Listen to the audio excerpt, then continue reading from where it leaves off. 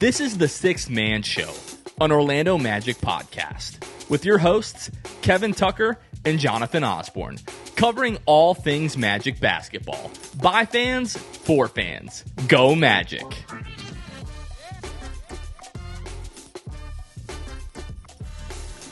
What's going on, Orlando Magic fans? You guys are back with the Sixth Man Show. Today is September 9th, 2024.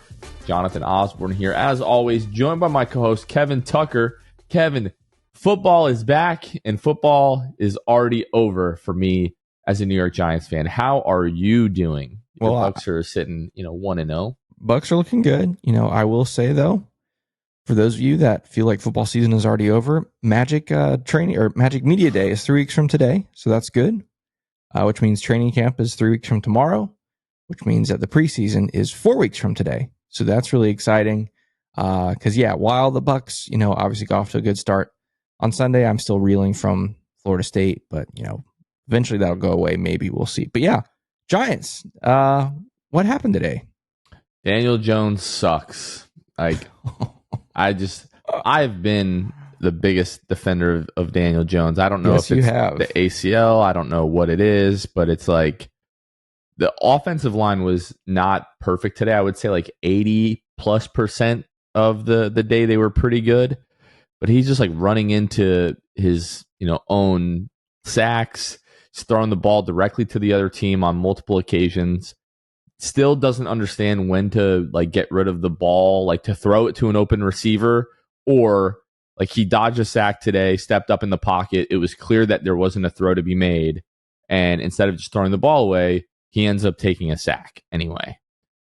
And it's even when people are open, he's missing guys. It sucks, because the season for me, ended in January, and you spend 8 months, talking yourself into being excited about the next season and looking forward to it. And then you have this long summer, and then it's oh man, I can't wait for football season. It's so much fun.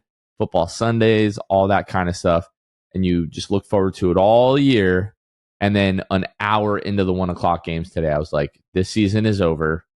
Let's move on from Daniel Jones after this year, because the Giants can do that. They paid him $160 million for 4 years, but with an out after 2 years. There'll be a little bit of dead cap that they, talk about if we do release him heading into next year.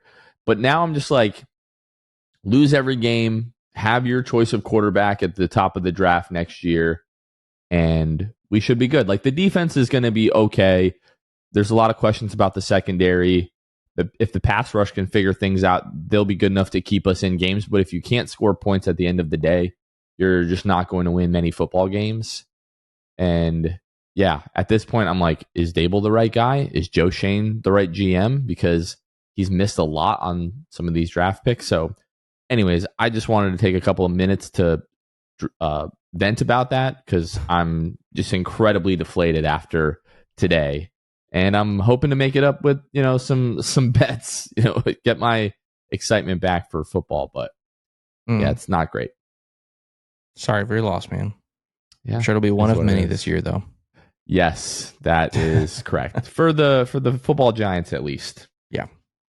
Speaking of football, though, this past Thursday, just want to give a quick shout out to Stadium Club. So Stadium Club is a new club / sports bar that opened at the Caribe Royale resort. They had myself and our friend Maddie World Peace out Thursday night for their football kickoff, Ravens Chiefs, which was a really good game, by the way, to the very last second. Yeah. But just really sick setup, sports simulators all over the place, massive bar with this almost 360 TV setup over the bar. And if a lot of you remember Harry Buffalo, this is obviously a step up from Harry Buffalo, but where it had the balcony up top that was around the main screens. Similar setup to that. So yeah, they had us out for their VIP event, free drinks, free food that evening.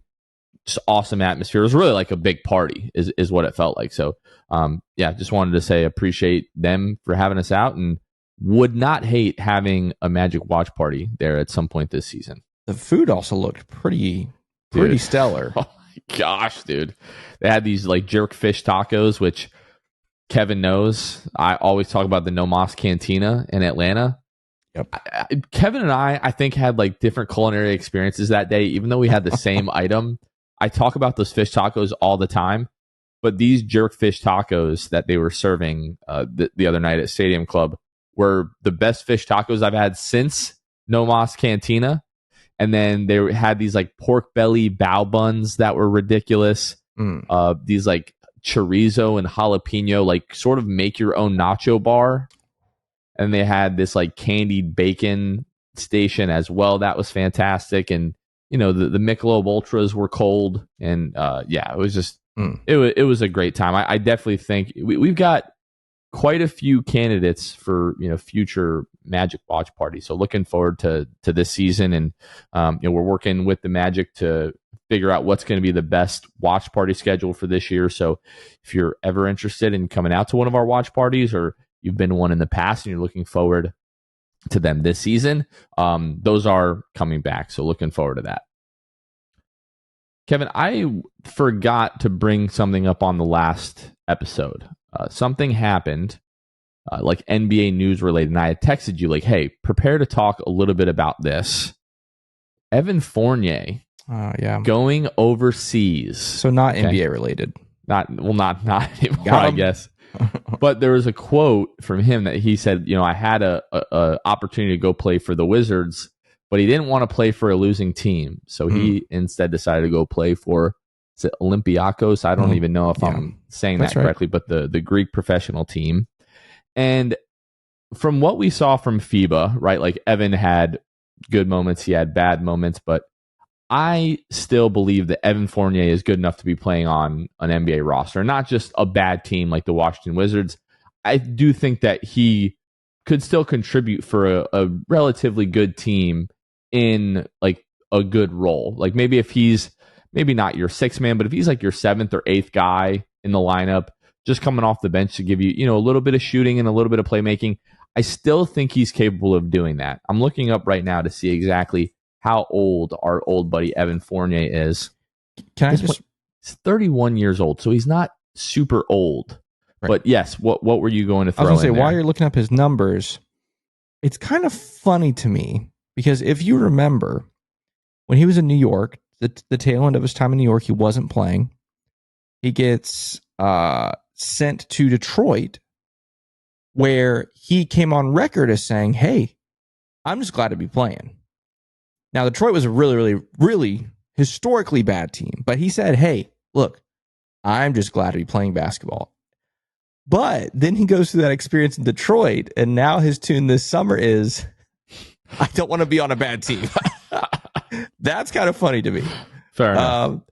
Obviously, you know, he being from France, going to Olympiacos, playing in Europe, that's all well and good. The reception he got from the fans there is pretty bonkers. But anyway, I thought that was quite funny that just a year ago, he was like, hey, I just want to play basketball. And then after being in Detroit for a year, he's like, I don't want to lose anymore, please.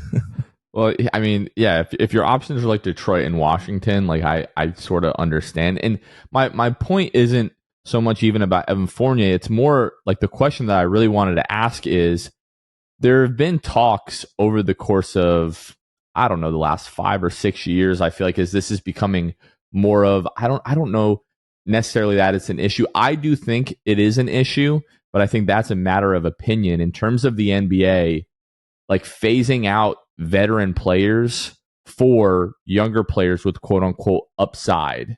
And there has been, especially amongst like rebuilding and tanking teams, there's been concerns over the last few years of like, if you don't have good veterans in the locker rooms, like leading some of these young players, like it becomes the blind leading the blind. And it doesn't always set players up for success, not necessarily even like on the court, but in terms of like off the court, like just learning how to be a professional and, you know, how to conduct yourself in an NBA locker room. To me, this is like another example of this. Evan Fournier, he's going to be 32 at the end of October. So this isn't a guy that is this aging dinosaur. And I think at the very least could play in like a Joe Ingles role from last year that we saw, you know, with Joe Ingles with Orlando. Like, do you think this is an issue? To me, this is just like another case of that. Well, I think it's two sides. I think what you said is totally right. Young with upside, but the other side of it is younger guys are cheaper. Yeah. When a guy, Evan Fournier coming off a contract where he's making over $18 million a year that he signed with the Knicks. How much? Obviously, I'm sure he, came into the season knowing he was going to take a pay cut. No, I don't think anyone's going to pay him $18 million anymore, obviously. But how much of a pay cut was he willing to take? Who knows? And then obviously, what kind of money did Olympiacos throw at him? I haven't, looked that up. I don't know if that's public yet, but the older guys tend to make more money as long as they're, not too old. And so I think that's the other side of that coin. And so, but yeah, I mean, we've heard this conversation from other who are now former NBA players. Dwight Howard's talked about it. He's obviously wanted to be on a team for a while. I'm trying to think. There's a couple other. I'm thinking of a wing player. I can't think of who it was, but someone else has been very vocal about this. He's a former NBA player that's kind of been in the same situation. So I don't know. I think it's a mix of everything. I think at some point, some of these guys also might. I don't think Evan Fournier is like this, but some of those other guys might give themselves a little bit too much credit for where they are. I think some of the guys might truly just be washed up. Maybe Evan Fournier is like that. Maybe he's not. But regardless, looks like he's going to be in a pretty good situation in Olympiacos to have some fun, win some games, play some basketball. Like, for example, is Evan Fournier better than Corey Joseph at this point? In my opinion, he absolutely is, right? Now, I'm going to use this platform again here to sneak this in because it doesn't matter. For the last time. It's not going to be the last time because the issue is, Kevin, and I know people are like rolling their eyes ad nauseum. Some are even pulling over in their car right now on their way to work to vomit because they just can't stomach this. But every single time I say anything at all about Evan Fournier, all the response I get is just how much he sucked and how much he was a ball hog and this and that. Like, this happened a week ago. I forget what I had tweeted about Evan Fournier, but I got a response from somebody talking about how much of a ball hog he was when he was here and how guys like the person that I was talking to, and I don't mean to like not bring up your name. I'm genuinely forgetting in the moment, but was talking about how he was a ball hog. I said, okay, well, during his time here, who else would you have wanted to take those shots? And he was saying how Nikola Vucevic, Aaron Gordon, or even Terrence Ross would have been better options, to which, you could argue to varying degrees there. But if you go back and go like season by season, Evan Fournier was anywhere from like second to fourth in terms of field goal attempts per game on those Magic teams. So like that just doesn't add up. And again, if you really search your heart of hearts and you are actually concerned with what is true in life, Evan Fournier and the things that you hate about Evan Fournier overwhelmingly were not his fault. And he was a much better player than most people give him credit for during his time here. And even if you go back and you look at the numbers, he just was not a bad player. And I will die on that hill. Anybody that wants to argue that with me, I wish, I forget the guy, and I'm not talking about this guy's opinion specifically at all, but the guy that goes to campuses and you see the meme, like, this is my opinion, right. Basically sign. Yeah, like, tell me I'm wrong or whatever. I would just love to do that, like talking about Evan Fournier. Maybe I'll do that outside of Kia one night. Like, Evan Fournier was good, tell me I'm wrong, and just like sit there and have in-person constructive conversations about Evan Fournier. People think that I think he was like this all-star guy. He was not. It's just he is villainized to an extent that is just so unrealistic to me. Okay, first off, I don't want to be roped into this everybody thing you keep saying. Everybody says this. No, it's not okay. When people say everybody, obviously I don't mean everybody. It's the overwhelming majority of folks that I interact with on the internet. So I can't believe we're basically giving a whole segment to Evan Fournier again in 2024. But just for the record, I feel like I need to go on record with where my stance is with him now that we're in this. Evan Fournier is not a bad basketball player. Was not a bad basketball player, I should say. Was not a bad basketball player when he was in Orlando. He was a good basketball player. Like you said, he was forced to do things that were outside of his skill set and outside of his talent abilities, if that makes sense. Okay? And I completely agree with that. Right. And I That's my stance on that.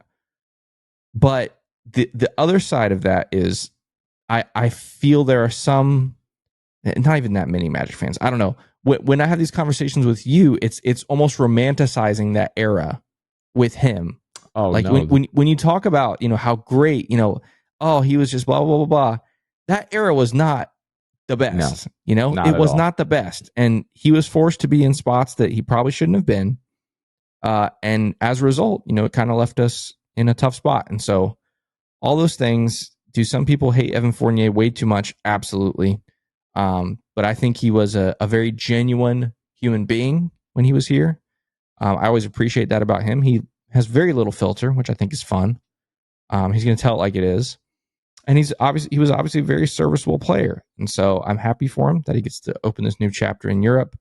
And I guess we'll just kind of I know you will keep an eye on Evan Fournier, and you will keep all of us up to date on how he's doing. We're going to have a weekly Olympiacos update. This is going to become the Olympiacos show right here. I just guarantee it. Brian's with, Olympiacos 6-man show. The six Olympiacos is going to be the new show here. No. And I don't mean to romanticize that era because those teams were so bad, but like when they nobody argues that Vooch. Well, no, people do argue that Vooch was bad here.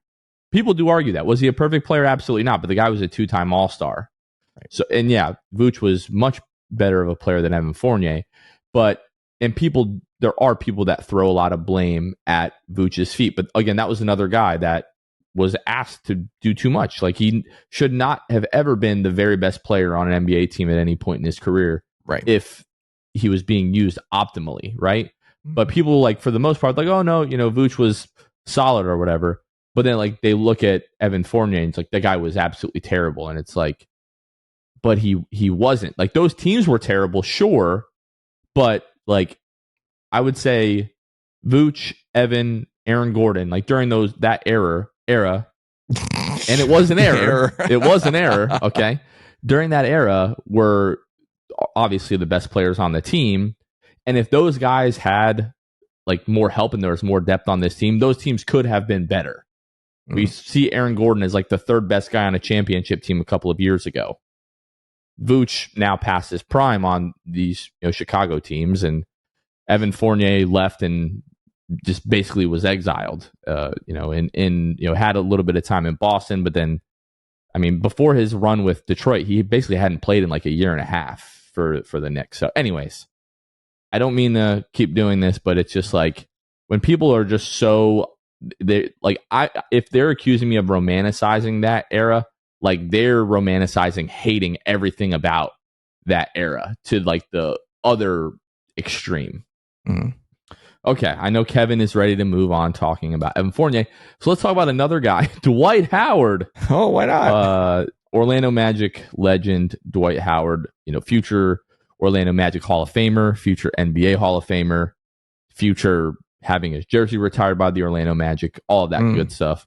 In my and Kevin's opinion, the greatest Magic player of all time.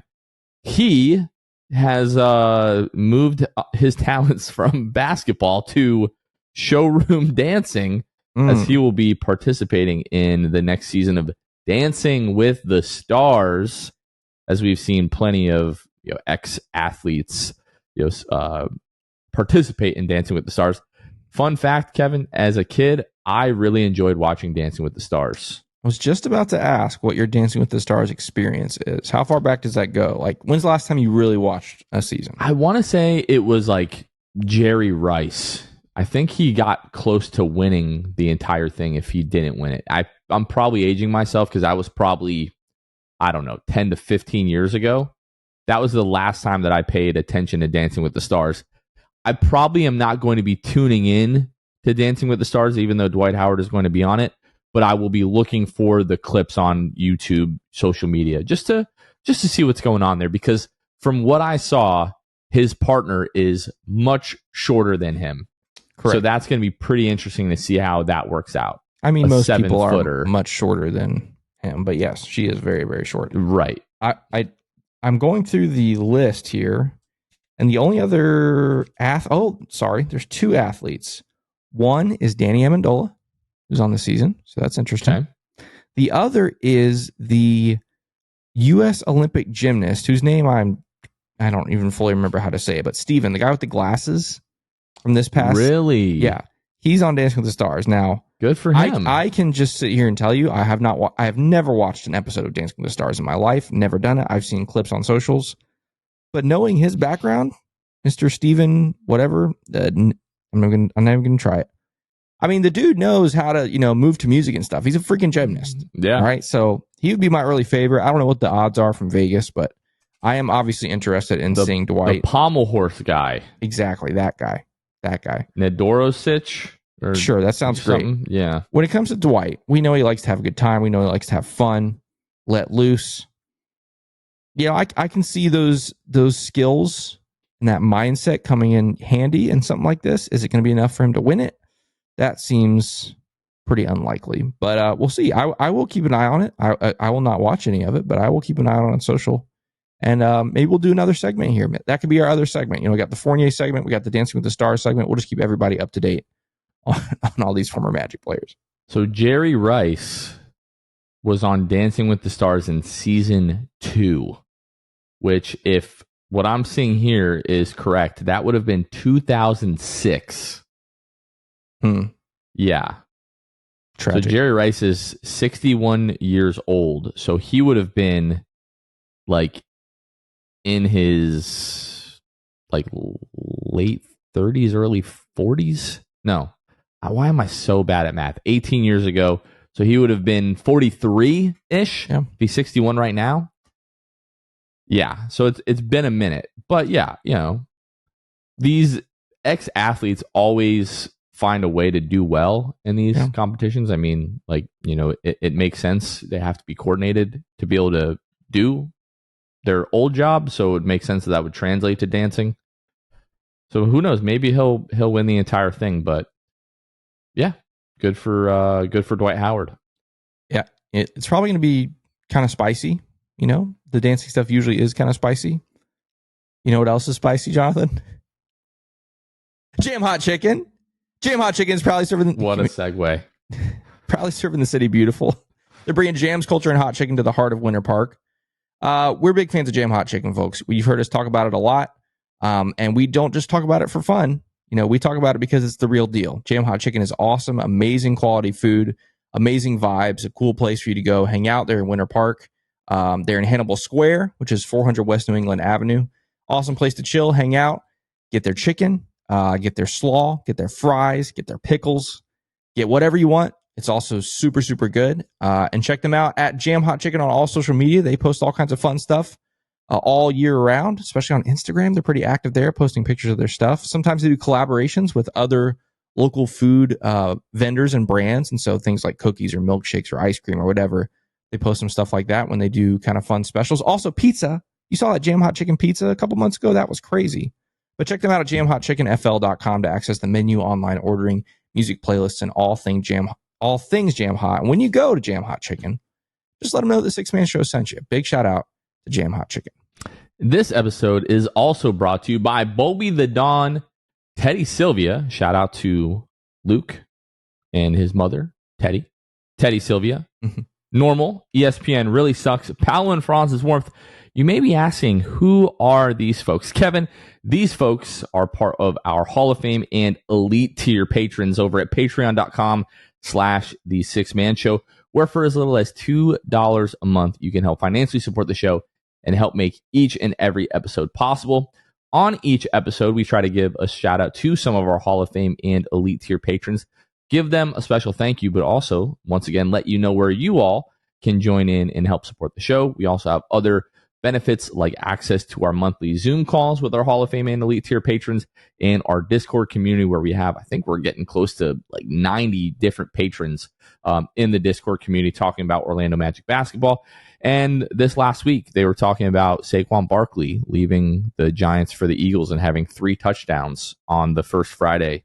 And then today, talking about how bad the New York Giants are, because they all know that I'm a Giants fan and I am just wallowing in my own misery with both of those facts right now. Yeah, Saquon looked really good, unfortunately. But anyways, if you would like to financially support the show, hop on over to patreon.com/The Six Man Show, where you can join one of our tiers and help us do everything that we're doing here.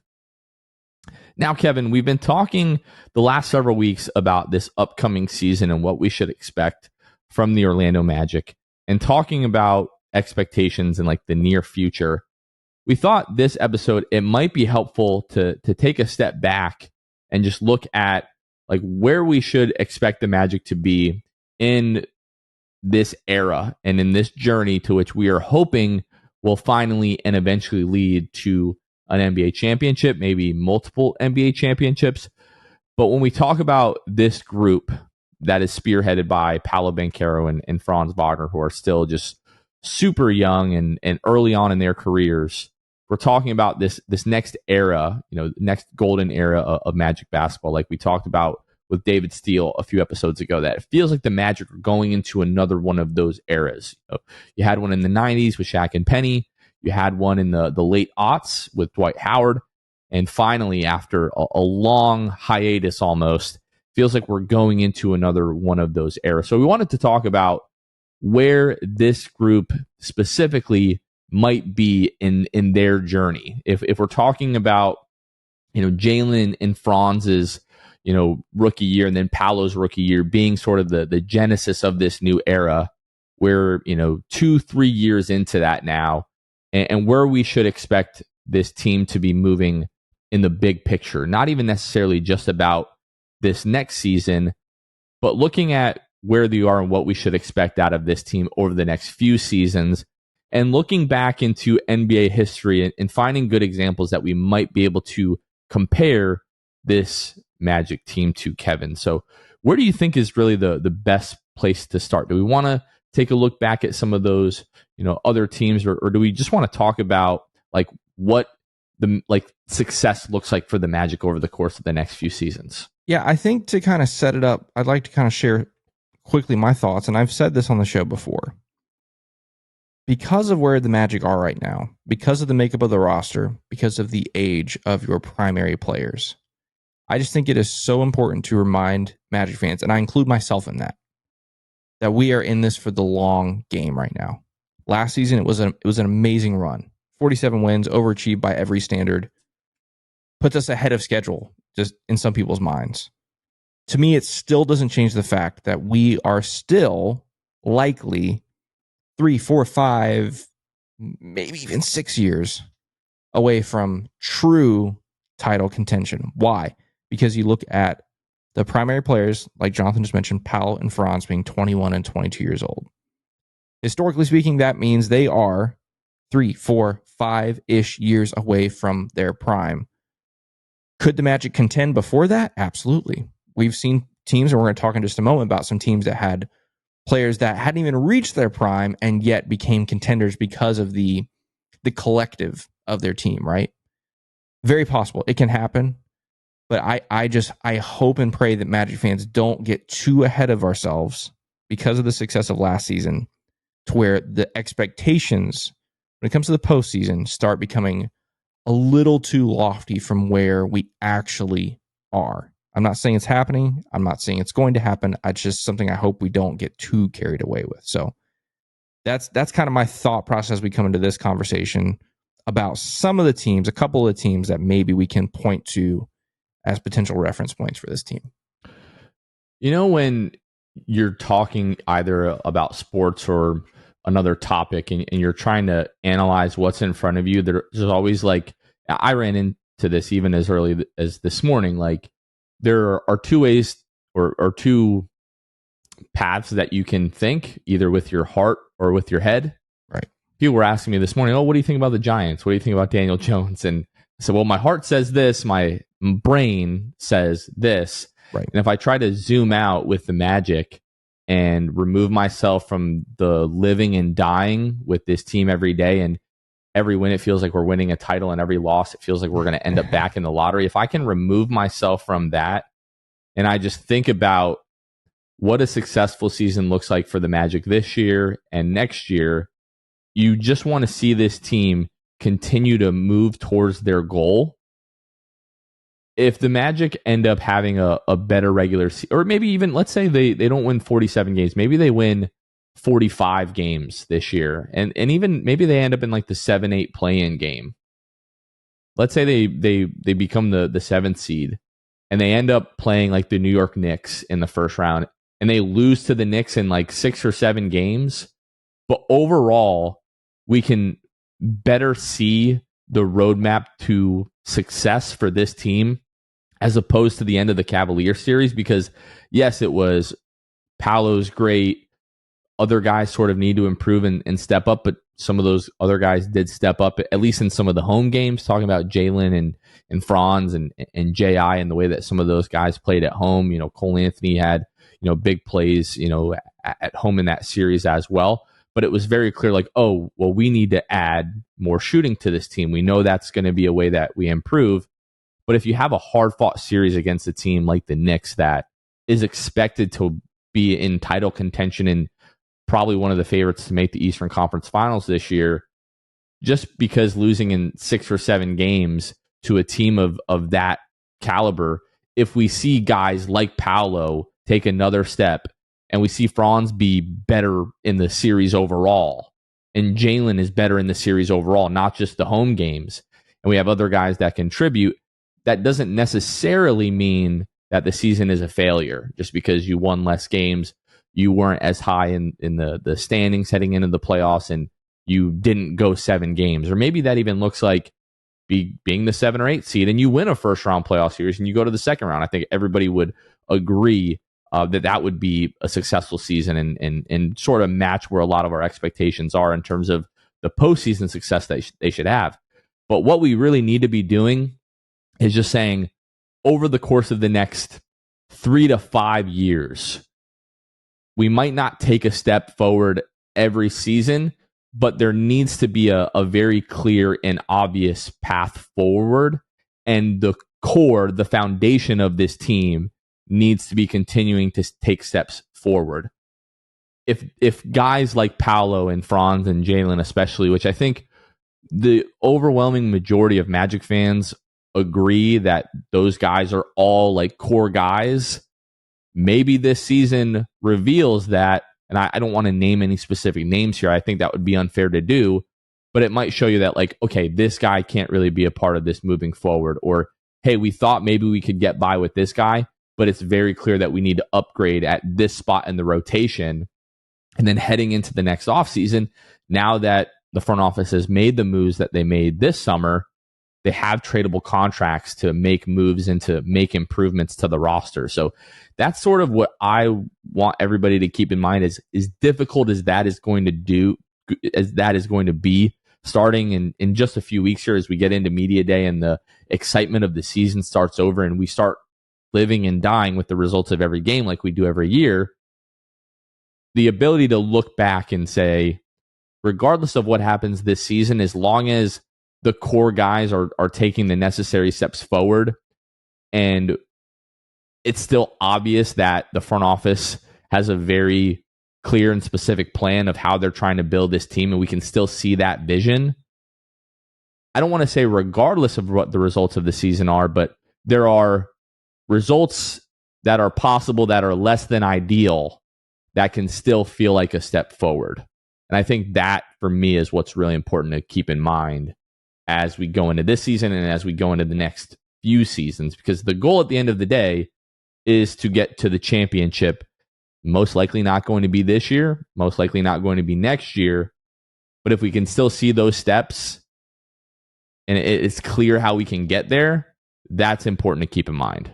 Yeah, that's exactly what I was about to say, that the end goal for all NBA teams and all NBA fans is to be an NBA champion. That is the goal. The goal is not to be a perennial playoff team.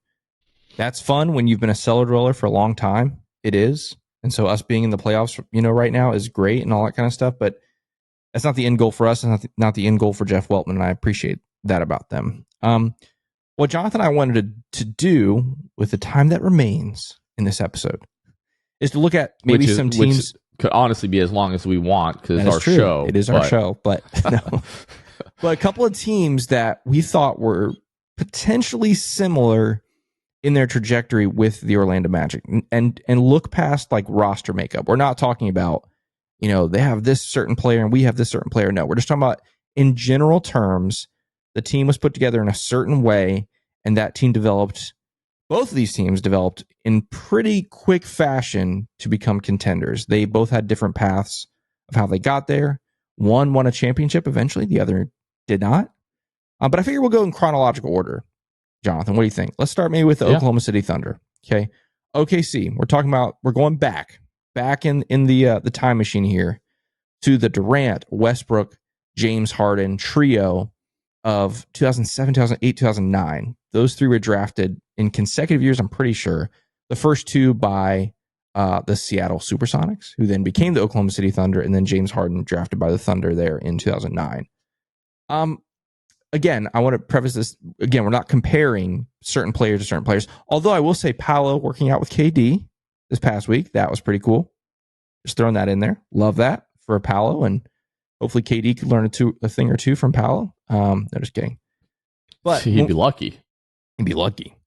But again, we're not comparing Paolo to KD, and we're not comparing Franz to Westbrook, and that's not what this is. It's not an A to B comparison. But what is interesting about those teams, this team in particular, first they built by the draft. Look at the Orlando Magic, the same way. Drafting Paolo, Jalen, Franz, then Paolo, and so most of the other pieces around them, I shouldn't say most, several other pieces around them built through the draft. Same thing with the Thunder. Here's where the Thunder were very interesting. They made those three picks in consecutive years. 2008, 2009, actually, let me go ahead. 2009, which is after they drafted James Harden, 2009, 2010, they made a 17-game improvement of the season before, 23 wins to 50 wins. They were the 8th seed in the West, and they lost in the first round to Los Angeles Lakers. Sounds kind of familiar a little bit. Not obviously, the Magic didn't have quite that dramatic of an improvement, 17 games, but you go from a non-playoff team to a playoff team, you lose in the first round in a competitive 6-game series. The very next season, 2010-2011, they finished 4th in the West with 55 wins. They made it all the way to the conference finals, where they lost to the eventual champion Dallas Mavericks. Then you move ahead to 2011-2012, where they're the 2nd seed in the West, winning 47 games in a lockout shortened season, by the way, but that's a 71% win percentage, 47-19. And they make it all the way to the NBA Finals in that series that many of us obviously still remember against the Miami Heat. We'll talk more about how that fell apart. Which, by the way, they still had great seasons after that. 60 wins, 59 wins. They were competitive through that whole thing before the team ended up kind of dissolving. But before we talk about how they dissolved and why they dissolved, what are your first thoughts about OKC and how they might compare a little bit to the Magic? Well, I mean, I think the possible trajectory is there, like you mentioned, like after a couple of seasons, those guys, add Harden, they get going, make a first round playoff series. You lose to, believe, the eventual champion Los Angeles Lakers that year. But then they have a pretty significant improvement heading into the next year. They only won 5 more games, but they made it all the way to the conference finals. They lost to Dallas in 5 games. And then the very next year, they come back, like you said, 47-19 in the lockout shortened season, finished 2nd in the West. They just buzzsaw through the Dallas Mavericks, who they had lost to in 5 games the year before, make short work of the Los Angeles Lakers, beat them in 5 games, and then they're down 2-0 in the Western Conference Finals to the San Antonio Spurs before running off 4 straight wins. And then the inexperience of that team in the NBA Finals against a Miami Heat team who had lost in the finals the year before and were on like a redemption warpath.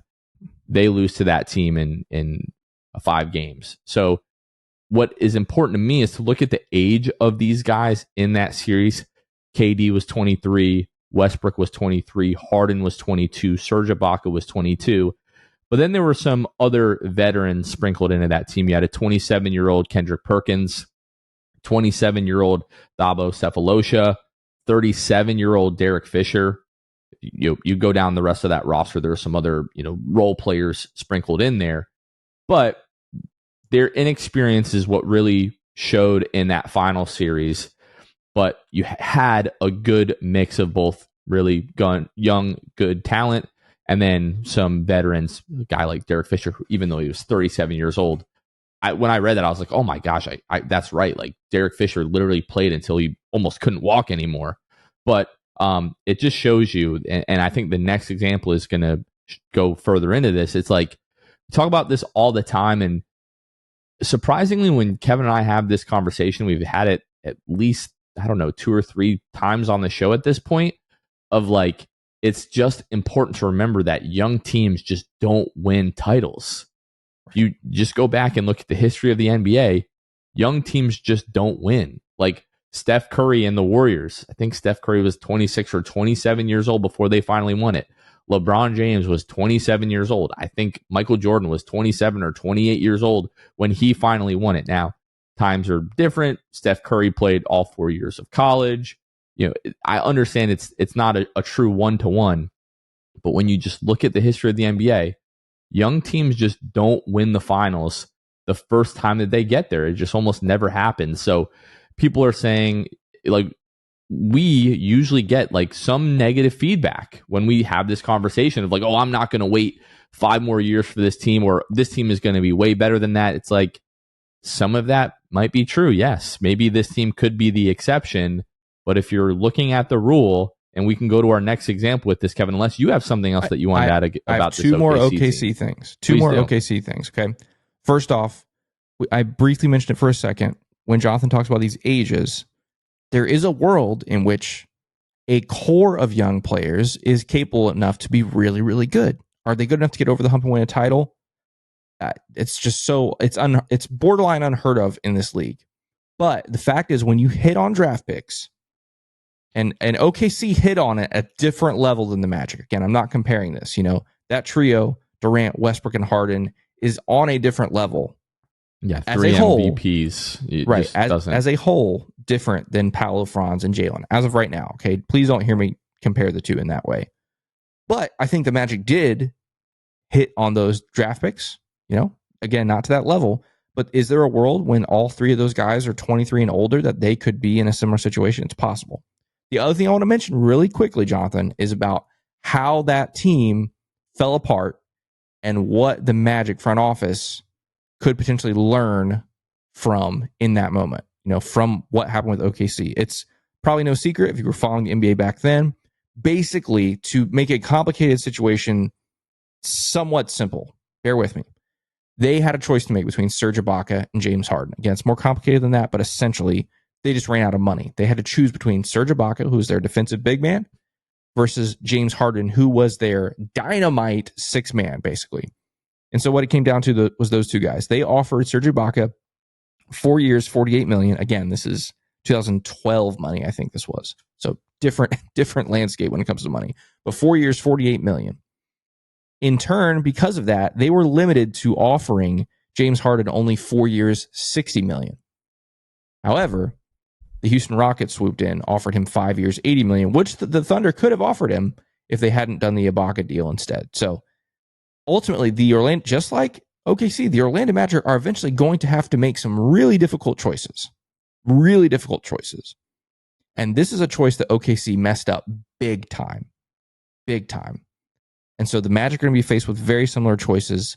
It's going to be up to this front office to make the right ones, which will ultimately set up the Magic for success or failure in the long term.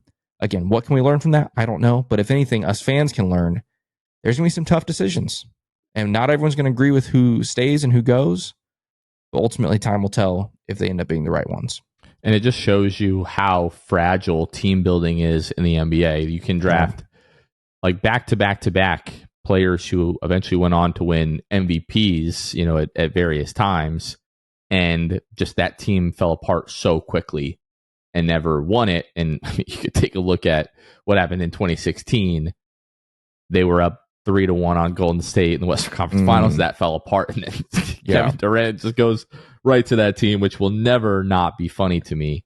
But, I mean, who knows? If that team is able to stay together and figure a few more things out, maybe they eventually win a title if Kevin Durant wasn't such a spineless snake. But anyways, the next team that we want to talk about, and this is a team that on the flip side of things, it eventually worked out for them. They were able to move pieces around and make some organizational changes that eventually worked out to them winning a title this past June in the Boston Celtics. But I want to go back to 2017 2018 when the Boston Celtics made it to the Eastern Conference Finals in Jason Tatum's rookie year.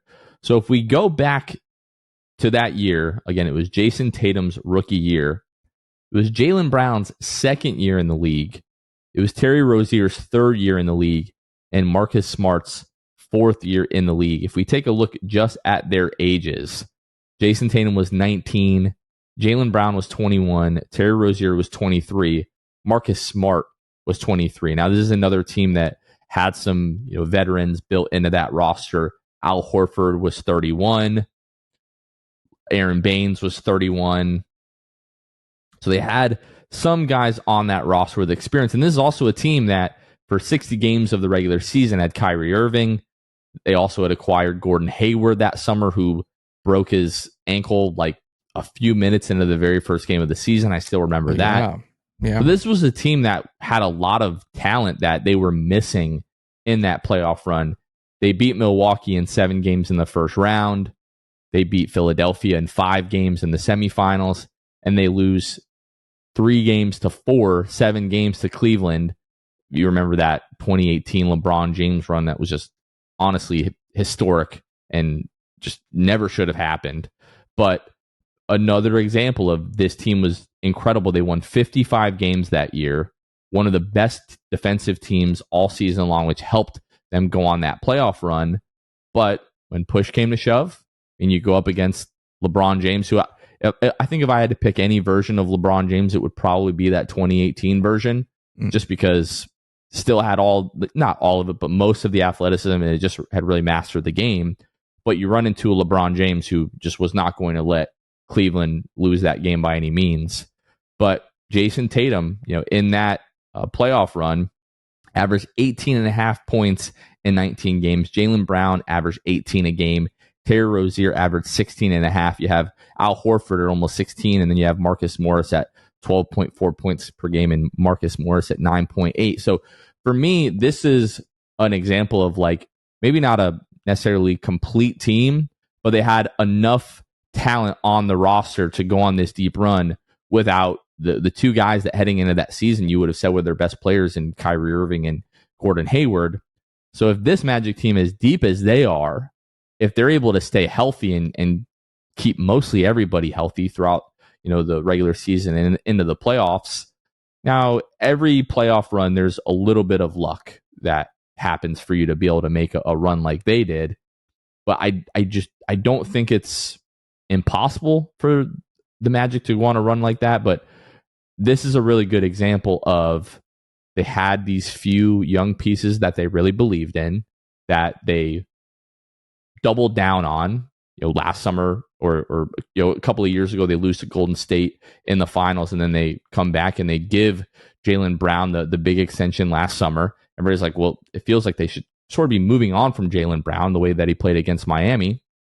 And then they come back this year and they end up winning the title, and now everybody's like, okay, obviously that was the right decision. So this is an example to me of buy into your young core, and even if you have to switch GMs, which they did, moving on from Danny Ainge and bringing in Brad Stevens.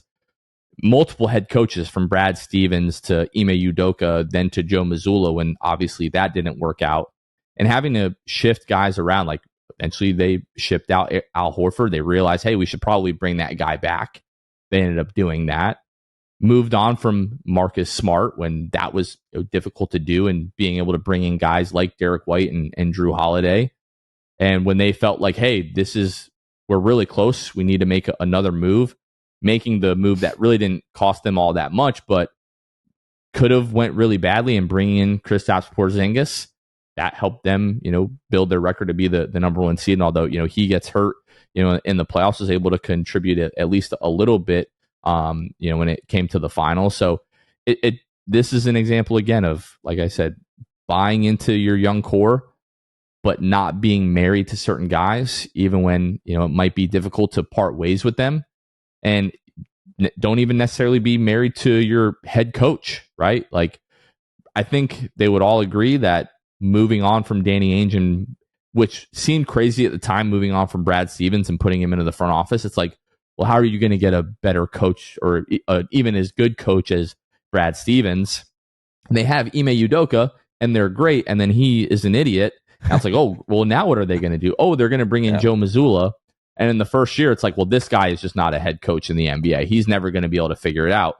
And then he figured it out, and they won an NBA title. So, but they didn't win it the first time, and it took them another 6 years to be able to win it all. So it's another case in just being patient and staying true to what you believe in, and eventually it paid off for them. Yeah, you talked about not being married to guys around your core, which is huge. They also, to their credit, ignored the noise about their core. A lot was said about the Jason Tatum, Jaylen Brown duo over those first 6 seasons. It came and went, right? It wasn't constant for 6 years, but anytime they would have a playoff failure, it would always come back to Jaylen Brown is this, Jason Tatum is that. They can't coexist, all those things. And they ignored that. They believed in what they had, and they ignored the haters, which sometimes is a bad thing, right? Let's be honest. Sometimes that can backfire. But it worked out for them. You know, like you said, they retooled and reshuffled so many times over those years. But yeah, my biggest takeaway from them is that it took them 7 years, right? From Jason Tatum being drafted in 2017 to them lifting Larry O'Brien in 2024. You carry that over to the Orlando Magic. That's 2029. Okay. That's, again, we're still talking about this same window. You're talking about Paolo being drafted in 2022. 7 years, 2029. So we're still, again, we're talking about that 5-year window from now, folks. Which, again, the other thing that is so painful, I'm projecting ahead, is the road, the path that it took to get there. Like looking through these seasons, just brutal playoff loss after brutal playoff loss. We just had our first taste of real playoff basketball in a long time, right? This past year with a grueling 7-game first round series. And you multiply that along with second round and conference finals appearances and a finals appearance in there over 6 other seasons. It's just brutal. It's exhausting. But all of that to say, all of that was worth it this summer for those guys, for that front office, for that coaching staff, and yes, for the fan base. As spoiled as Boston fan bases are, I know this was a very special summer for them. So if there's anything for me that I'm taking away from that, it is the length of time that it took and the patience that was required, but ultimately it did pay off. Now, one more team, Kevin, that I want to take a look at that I think is an example of how to mismanage something like that, maybe where you have success early on. Yeah. And I mean, I think OKC is an example of, hey, like maybe not how to mismanage it, because in the moment, it's like, okay, well, it's, unfortunate that they have to move on from Harden, but nobody was like, oh my gosh, what are they doing? Like it wasn't this obvious glaring mistake to a lot of people, because Serge Ibaka at the time was one of the best big men in the league, especially defensively. And it was like, okay, well, they have enough scoring with KD and Russ. It's like, do you really want to give up part of your defensive identity and really your defensive anchor in Serge Ibaka? But if we look at this team, I want to take a look at a young team that had a lot of success and then seemingly got a little bit impatient and sort of went all in. And it's, to this point, seemed to have the inverse effect. Look at the 2020-2021 Atlanta Hawks with Trae Young. So they win 41 games that year. They finished 5th in the Eastern Conference, so it didn't blow the league away. But they went on a pretty inspired playoff run, beating the Knicks in 5 games in the first round, beating the 76ers in 7 games in the semifinals, where Ben Simmons just forgot how to play basketball and couldn't make a layup late in one of those games. Wow. And then they lost in the Eastern Conference Finals to the Milwaukee Bucks. Nobody really expected them to make that run and to be in the Eastern Conference Finals that year. But it seemed like at that point, heading into the next season, there were sort of unfair expectations placed on that Hawks team because they made a pretty unlikely run. Trae Young was really good in that run. Obviously everybody remembers the iconic series against the New York Knicks and how heated that was. In that season, Trae Young was 22 years old. He scored 28.8 points per game in the playoffs, almost 10 assists a game, was just absolutely lights out. They had Kevin Huerter, who was 22 years old. Clint Capella was 26. Now, Bogdanovich, it's pretty crazy. Like, when I think of Bogdan, I don't always remember that dude is 32 years old. Like, I just feel like he's younger in my mind. But a 23-year-old DeAndre Hunter, 23-year-old John Collins, 21-year-old Cam Reddish. I mean, the jury is... I think the jury's not out on Cam Reddish, but at this point in time, the jury very much was still out on Cam Reddish and whether he was going to live up to, his high school and pre-draft potential. But then you see they had veterans on that team. Lou Williams was 34. Rajon Rondo was 34. Gallinari was 32 years old. You had a young Onyeka Okongwu. Clint Capella, 26 years old. So this is another team who had like what seemed to be this really good up-and-coming young core, talking about Trae Young, Kevin Huerter, John Collins, DeAndre Hunter. Like, at that point, a lot of people still believed in the upside of especially a guy like John Collins and DeAndre Hunter. But then it doesn't really work out for them the next couple of seasons. And then they decide to move on from Nate McMillan. They go all in on the, what's his name? DeJounte Murray deal. Yep. And obviously none of that has really worked out for them the last couple of seasons. They finished 8th and 10th in the Eastern Conference. The year before that, they finished 9th in the Eastern Conference. So since making that run, they've gone play-in the last 3 years. And it doesn't really seem like there's a light at the end of the tunnel for that team. Exactly. Like, I expect them to be just as bad as last year, if not worse, heading into this coming year. So that's an example of like, hey, don't get impatient and just sort of go all in just because you have this young guy who's seemingly really good and had this inspired playoff run. Now we need to go all in to try to push this as far as we can go, because that is just totally blown up in their face. Yeah, that's exactly what I was about to say. And they have no sense of direction now, with the Murray trade this summer. They're sitting there still with Trae Young and, they got some nice pieces around them. But again, when you talk about the long-term plan for every team, the eye on the prize is an NBA championship. And there is zero path to that for the Atlanta Hawks right now. Not now, not in the future. When they were just, as you said, in the conference finals 3 seasons ago, that's got to be a pretty tough pill to swallow for Hawks fans. I have one more team, Jonathan, super quick, that doesn't line up in the same way that these other teams have. This team wasn't exactly built the same way, and it didn't end well. Didn't end in a championship, but this is a potentially another path that the Magic can take to success. I'm talking about a team that we're all kind of familiar with, and by kind of, I mean really familiar with. I want to go back to a successful era of Magic basketball. Thinking about the Dwight Howard era. Okay, here was the path for the Magic before they made, leading up to making the finals. You draft Dwight Howard in 2004, an immediate 15-game improvement, by the way, after you draft a guy. Sound familiar? Maybe. A little bit. The next year, however, instead of taking another leap, they stayed stagnant. They won 36 games in Dwight's first year. They won 36 again in his second. The next year was when they made the first trip to the playoffs. They win 40 games or just under 500 in 2006-2007, get swept by the Detroit Pistons. That was not fun.